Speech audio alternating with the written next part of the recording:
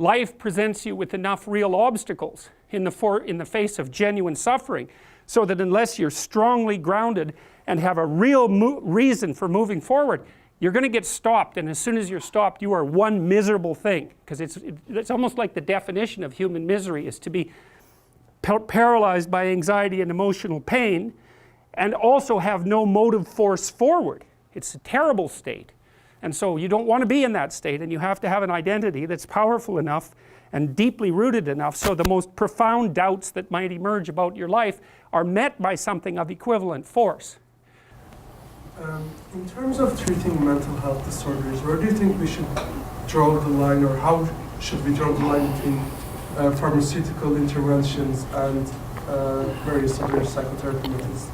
I mean, at what point is depression and anxiety should be treated with medicine, and at what point should it be, is it Okay, that's a good question. So the question is, how do you differentiate the utility of behavioral / psychotherapeutic treatments for conditions like depression versus medical treatments? Okay, so the first thing I would say is, don't underestimate the utility of medical interventions.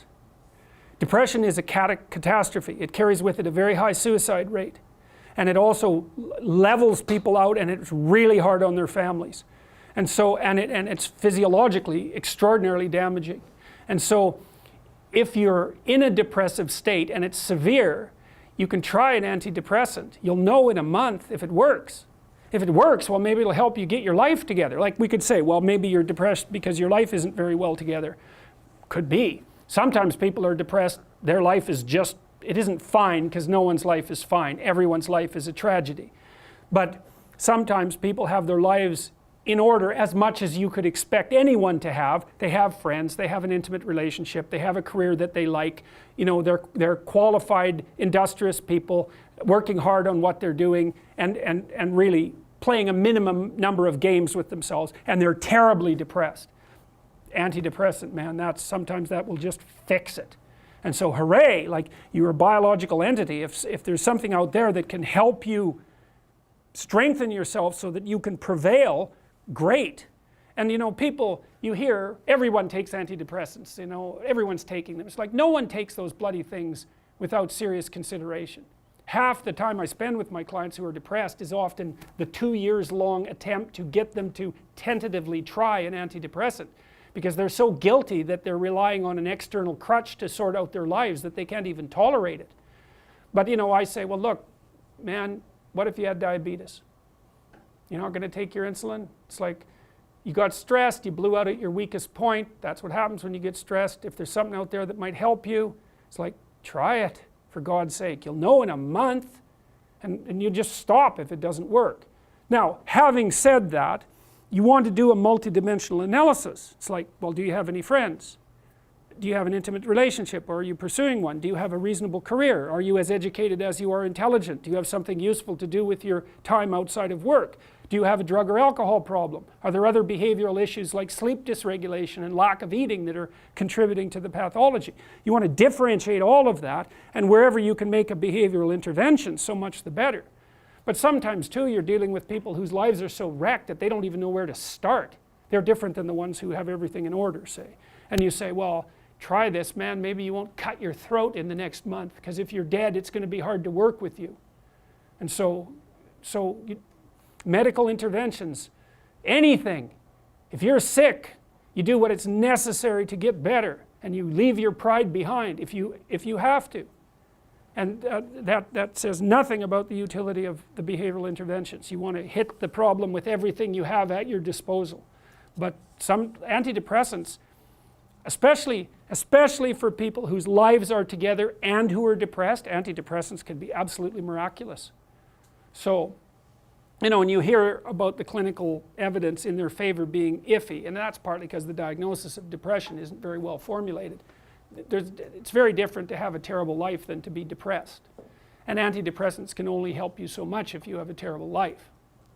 So, yeah. Yes? You've spoken about these activities that are meaningful, and how our consciousness might be very good at identifying those, and how they show themselves as a light. You know what I'm talking about, right? Mm-hmm. And I feel like some things can hijack that. Some things that are not actually meaningful or useful to your life can make themselves. Sure. That's what does subpersonalities. Yeah. And video games, for example, are one example. You know, video games are, okay, so the question is, can that sense of meaning be hijacked? And the answer to that is absolutely. Absolutely. Because you could say that the ultimate sense of meaning is composed of the union of fragmentary senses of meaning. And the fragmentary senses of meaning can be overwhelmingly powerful. Anger, sexual lust, and the sorts of things that you experience when you're playing a video game, which are very carefully calibrated to keep you on the edge of exploration, let's say.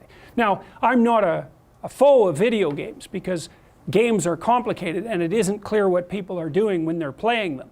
You know, they may be expanding their cognitive skills. They may be learning to cooperate. They may be learning to engage in complex problem solving. And so, but part of it's also a matter of balance. You know, 50 hours a week, probably not, unless you're going to go pro, right?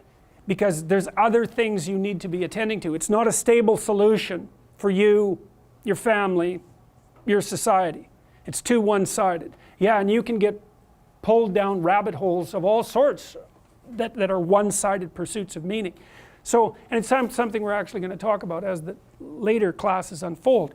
The question is, how do you stop yourself from falling prey to a pathologized sense of meaning? And I think one of the answers to that is don't lie. Because what you're hoping is that your nervous system is sufficiently healthy and well programmed so that what it reads out to you is reliable. And if you pathologize your psyche by either through sins of omission, let's say, or outright deception, you're going to warp that internal structure and it's not going to read out properly to you. And then your sense of meaning will lead you astray. So like one of the reasons for speaking the truth, I shouldn't say that because you don't know how to speak the truth, but you do know how not to lie. And it's a game you're playing with yourself. You can define the damn lies. No one else has to do that for you. You try not to utter falsehoods because you warp your neurological structure by doing so, and then it will read out pathologically. And then if you rely on it to guide you, it will run you right off a cliff. So that's why there's a moral element to this, is if you're going to rely on your sense of meaning, make sure that you don't pollute the mechanism. See, this is partly why people go to confession, right? Which is like I said, a psychotherapeutic technique. It's like, okay, what stupid, miserable, wretched things did I do this week? Well, that's a good thing to make conscious, right? Because maybe you can not do them the next week. And you think, well, why would you bother? It's like, well, you're in a ship. It's sailing across the stormy seas. If you're hacking holes in it with a pickaxe, you should probably pay attention to that before you sink. So it's a good idea to keep what you're doing that's stupid in mind so that you can stop doing it. And so then you can more and more rely on yourself and your own, your own conscience, let's say, as a guide to proper action. You know, in the Pinocchio story is that the conscience was not an unerring guide for Pinocchio. It had to learn. And so it's also partly pushing yourself into new situations and differentiating yourself so that you get wiser. And so it's courage as well as truth. Those might be the two. There's more. Beauty, courage, truth, the fundamental virtues. Yeah. Why be virtuous? That's the question. It's so that you can bear the suffering of life without becoming corrupt. Right? It's practical. It's practical. There's nothing more practical than that. So, unless you want misery, and people do, it's exciting, misery. So, other questions? All right then. See you next. Us, we undermine ourselves all the time with our searching intellect, and I'm not complaining about that. There isn't anything easy that can be done about it, but it's still a sort of fruitful catastrophe, and it has real effects on people's lives. It's not some abstract thing. Lots of times when I've been treating people for depression, for example, or anxiety, they have existential issues, you know. It's not just some psychiatric condition. It's not just that they're tapped off of normal because their brain chemistry is faulty, although, you know, sometimes that happens to be the case. It's that they are overwhelmed by the suffering and complexity of their life, and they're not sure why it's reasonable to continue with it. You know, they can feel the terrible negative meanings of life, but are skeptical beyond belief about any of the positive meanings. I had one client who was a very brilliant artist, and as long as he didn't think, he was fine, you know, because he'd go and create, and he was really good at being an artist. He just, you know, he had that personality that was continually creative and quite brilliant, although he was self-denigrating. But as soon as he started to think about what he was doing, then, you know,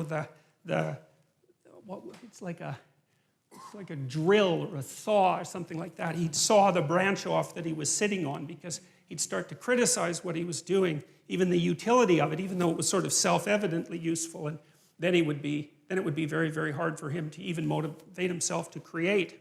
And he always struck me as a good example of the consequences of having your rational intellect divorced in some way from your being, divorced enough so that it actually questions the utility of your being. And it's not a good thing.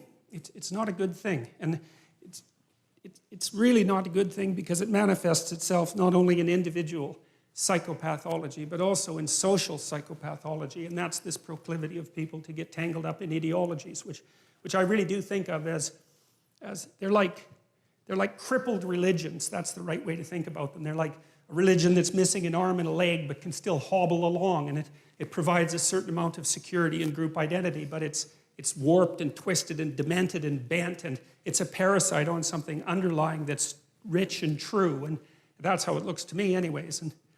And so I think it's very important that we sort out this problem. I think that there isn't anything more important that needs to be done than that. I've thought that for a long, long time, probably since the early 80s, when I started looking at the role that belief systems played in regulating psychological and social health. Because you can tell that they do that because of how upset people get if you challenge their belief systems. It's like, why the hell do they care exactly? What difference does it make if all of your ideological axioms are 100% correct? Like, people get unbelievably upset when you poke them in the axioms, so to speak. And it is not by any stretch of the imagination obvious why, you know. But it's like there's a fundamental truth that they're standing on. It's like they're on a raft in the middle of the ocean and you're starting to pull out the logs, you know, and they're afraid they're going to fall in and drown. It's like, drown in what? And what are the logs protecting them from? And why are they so afraid to move beyond the confines of the ideological system? And these are not obvious things. So this is the idea, essentially, you know, that you have the unknown world. That's just what you don't know at all. That's the outside. That's the ocean that surrounds the island that you inhabit, something like that. It's chaos itself. And then you act in that world, and you act in ways you don't understand. There's more to your actions than you can understand. One of the things Jung said, I loved this when I first understood it, he said, everybody acts out a myth, but very few people know what their myth is. And you should know what your myth is because it might be a tragedy, and maybe you don't want it to be. And that's really worth thinking about because you have a pattern of behavior that characterizes you, you know, and God only knows where you got it. Partly it's biological, partly it's from your parents, it's your unconscious assumptions, it's the way the philosophy of your society has shaped you, and it's aiming you somewhere. Well, is it aiming you somewhere you want to go? That's a good question. That's part of self-realization, you know. We know we don't understand our actions. That's almost every argument you have with someone is about that. It's like, well, why did you do that? And you come up with some half-baked reasons why you did it. You're flailing around in the darkness, you know, you try to give an account for yourself, but you can only do it partially. It's very, very difficult because you're a complicated animal with the beginnings of an articulated mind, something like that, and you're just way more than you can handle. And so a well-functioning personality has all the micro routines in place. That's actually something that you help people with if you're a behavioral therapist, because one of the things you assume if you're a behavioral therapist is that sometimes the reason people aren't doing things is because they don't know how. You know, sometimes maybe the person's depressed but potentially high functioning. They got all the damn micro routines. They're well socialized. They're just dormant. You got to get them awake again and implementing them. But sometimes you get someone in your practice, say, who's just been neglected like you cannot believe, right? The parents never paid any attention to them, or maybe just punished them every time they did something good. That's really fun.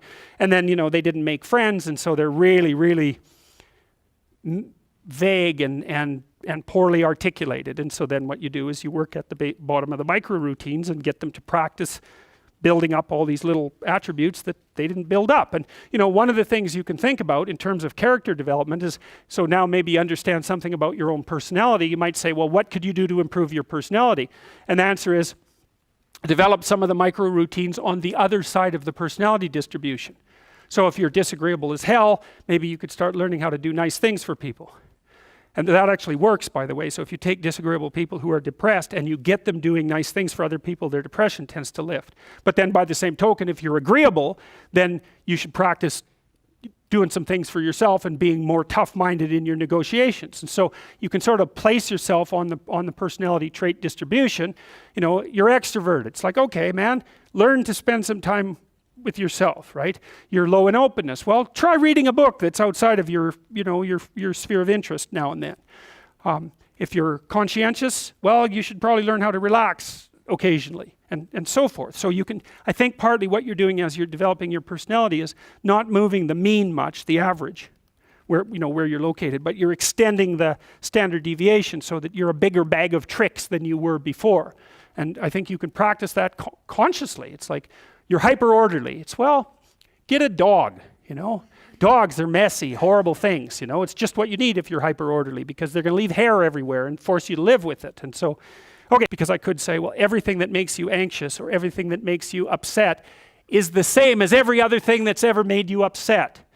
And so, and then there's an even different subset of that, which is all those things that have made you upset that you've never dealt with. They're all laying down there at the bottom of your nasty little soul, waiting to pop themselves up in some random utterance, right? And so then you go in there at your peril, because if you're the person who pokes around in that, then you're going to get blasted with all of that stuff.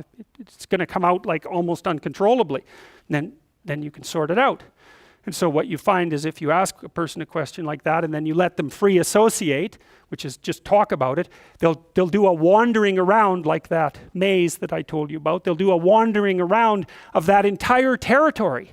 And sometimes just having them wander around in it can help them straighten it out. But you might find out that something happened to them 15 years ago that left them with a terrible sense of guilt or dismay or frustration. And then when they interact with their parent in a certain way, the parent knows exactly how to tap that, and then that all comes up, and that's what produces that little utterance. And so that's the material of the world manifesting itself. That's what matters manifesting itself. And it almost always manifests itself as an object, something that objects. We're having a conversation. It's going quite well, no problem. There's a bump in it. There's an emotional disjunct, right? Now we're no longer in the same place at the same time. We're no longer playing the same game. So then I might say, okay, well, let's open that up and see what's behind it. Well, and the question is, what's behind the game you're playing? And the answer to that is all the world that you're ignoring. Always. So when imagine that, think about it this way. You're trying to do well in a class and you get a bad grade. Okay, so you're in this little frame, you want to get a good grade, that isn't happening, you got a bad grade. Okay, what is it that's manifesting itself as the bad grade? Well, you could say, well, it's a C- on a piece of paper. It's like, well, that's, you know, really? No. That's the objective manifestation.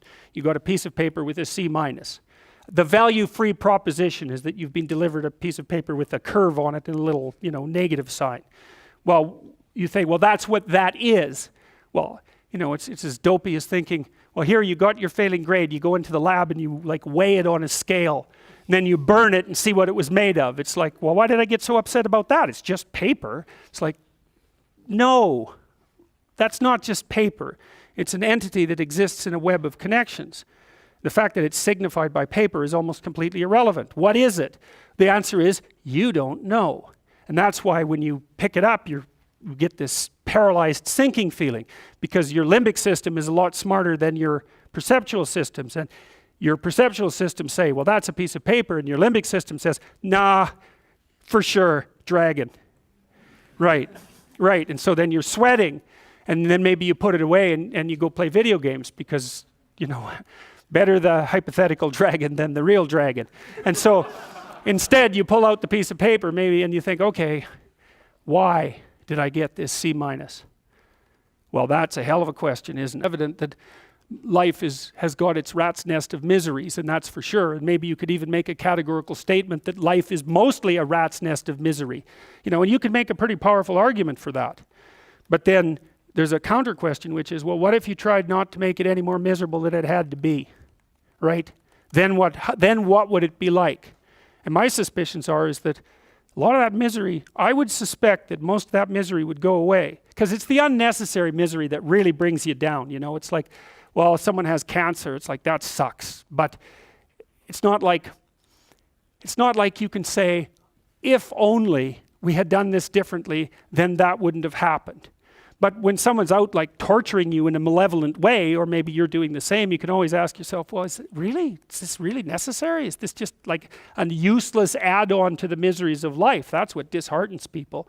And so even in your own life, if you aren't suffering from self-imposed misery, and you're only suffering from inescapable misery, maybe you could handle that, and you know, you could survive, you could bear it, and even maybe without becoming irredeemably corrupt. And so the goal would be, well, yeah, life is a rat's nest of miseries, and maybe it has no ultimate meaning. We could say that if we're feeling particularly pessimistic, but it still leaves one question open, which is, if you didn't do everything you could to make it worse, how good could you make it be? And the least answer is, well, it could be tragedy, but maybe not hell. And I think that's right. I really believe that. That's the most pessimistic proper statement. The worst case outcome in the worst of all possible worlds is that your life could be tragic but not hell. And that's a lot better than hell, right? And you think, I could give you an example of the difference. You're at your mother's deathbed. Well, that's tragedy. Here's another scenario. You're at your mother's deathbed, and all you and all your idiot siblings are arguing. Well, that's the difference between tragedy and hell. And you might be able to tolerate the first circumstance, and maybe it would even bring you closer together with your family members. The second one, no one can bear that. You walk away from a situation like that sick of yourself and sick of everything else too.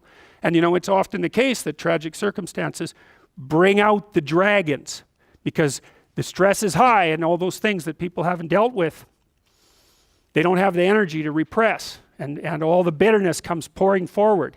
It's like, seriously, man. So that's actually it's a rough lesson, but it's a good hallmark for figuring out whether or not you've got yourself adjusted properly, and in relationship to your siblings. It's like, if you were all gathered around the bed of someone close who was dying, could you manage it?